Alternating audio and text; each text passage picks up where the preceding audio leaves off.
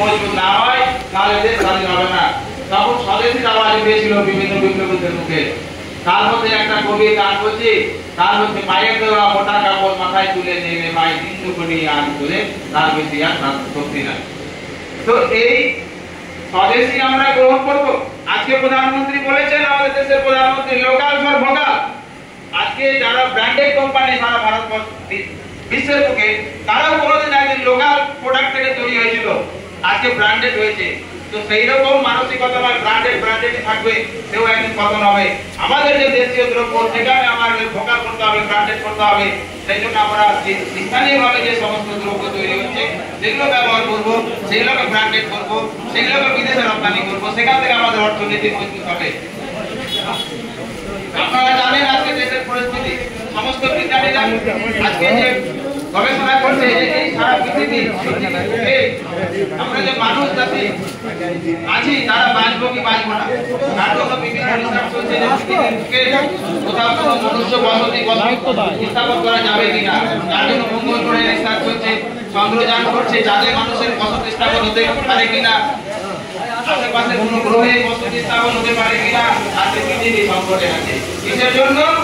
যে আমাদের দূষণের জন্য, দূষিত জন্য পৃথিবী আজকে দূষিত হয়ে গেছে, পৃথিবী ধ্বংসের মুখে আছে। সেই জন্য আমাদের পর্যাবরণ বা পরিবেশ বাঁচাতে হবে। তার জন্য আজকে বড় বড় শিল্পপতি থেকে, নেতা থেকে, মন্ত্রী থেকে আজকে একটাই আওয়াজ উঠেছে যে গাছ লাগাও, একটাই মাত্র সমাধান, গাছ লাগাও, পরিবেশ বাঁচাও, তাহলে বিশ্ব বাঁচবে, পৃথিবী বাঁচবে, পৃথিবী বাঁচলে মানুষ বাঁচবে। সেই জন্য আমাদের এই পরিবর্তন একটা, যে পরিবেশ রক্ষা করতে হবে, পরিবেশকে বাঁচাতে হবে। আপনারা সংবিধানে শুনেছেন যে নাগরিক অধিকার নিয়ে অনেক আন্দোলন হয়। আমাদের তথাকথিত বিরোধী দলনেতা একটা সংবিধান, ছোট্ট একটা কয়েক পাতার বই নিয়ে বিভিন্ন অনুষ্ঠানে বলে সংবিধান খাতরে মে, সংবিধান খাতরে মে। সংবিধান শেষ হয়ে গেছে, সংবিধান শেষ হয়ে গেছে। সেই সংবিধানটা ভালো করে পড়েছে কিনা জানি না। সেই সংবিধানে যেমন নাগরিকদের অধিকারের বিস্তৃত ব্যাখ্যা দেওয়া আছে যে নাগরিক কি কি অধিকার পাবে, তার আর একটা পাতা এটাও বলা হয়েছে নাগরিকের কর্তব্য কি কি আছে।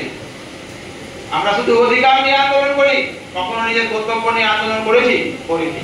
কর্তব্যটাও জানি না যে কি কি করতে হয়, দেশের প্রতি আমাদের কি কি কর্তব্য আছে। প্রথমে দেশের যে জাতীয় পতাকা, দেশের যে শান, আন বান শান, সেই তিরঙ্গা পতাকাকে আমাদের সম্মান করতে হবে।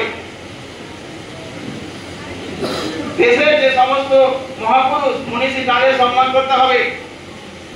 দেশের যে আইন কানুন আছে সেগুলোকে মেনে চলতে হবে।